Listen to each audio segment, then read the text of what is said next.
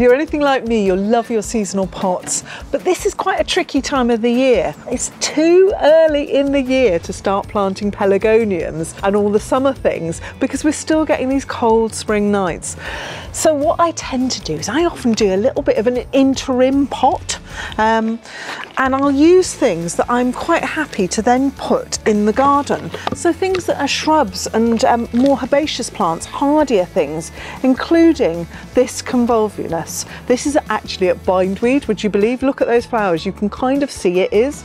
This will grow quite happily in my sunny south-facing garden when I plant it as a shrub, but I'm quite happy to have it in a pot for a few weeks, just waiting for the rest of the bedding to come into season. And another one that's also really good for this sort of thing is this scabious. Now this is a herbaceous plant, quite happy in the border, but equally happy for a short term in a pot. And I thought it was going to go really rather well with this convolvulus. So in it goes. This is the butterfly plant, and you can see why, because it really does attract butterflies with all these little lovely little nectarous flowers, and bees as well. And then because I've got a few spaces to fill in, a few gaps, I've got some slightly composty but very pretty little violas. This is just a little tray of mixed violas, not too expensive, really very fragrant. Beautiful little plants, and I'm just going to use a few of these just to fill in these gaps around the front. I thought that these colours looked particularly good. So I've just got a couple more violas to pop in here, and that will probably be pretty much it really. Keep it nice and simple, and I've got another one in this colour, and that's just as well. I think that's going to be full, because that is the last one I've got in these colours, which I think go rather well with the other plants. Doing the window box for the front of my house is a completely different matter. The front of my house is north facing, so it's shady and dark most of the time, especially in the winter. But one thing that will really love it is this fern. I love growing ferns, and they look great in window boxes. I'll probably keep this one in this window box all summer long. And in fact, I wouldn't be too surprised if I'm popping a few daffodil bulbs in it in the autumn and seeing it all the way through into this time next year. And then the fern will probably be getting a bit pot bound, and I can take it out, plant it in the garden. Another real shade lover is this one.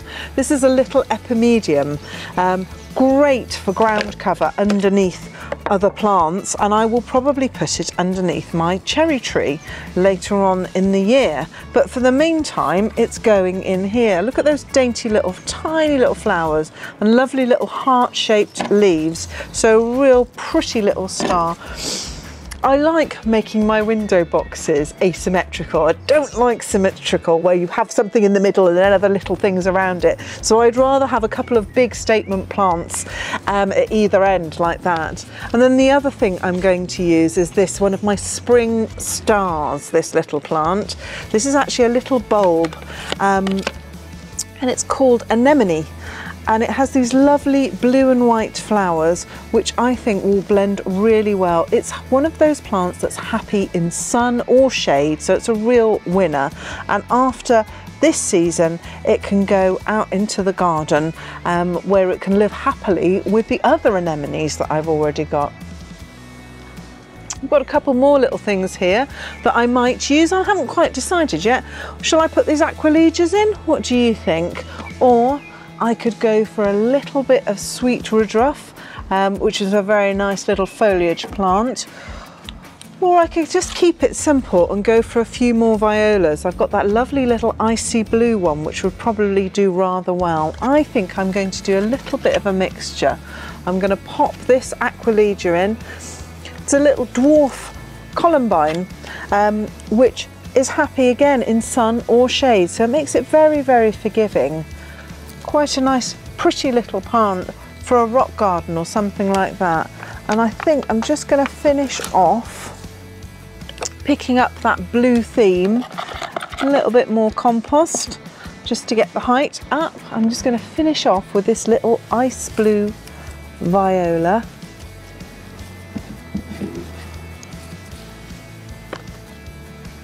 And a little bit more compost just to fill in that gap. And then I'm going to put it in situ and give it a jolly good water.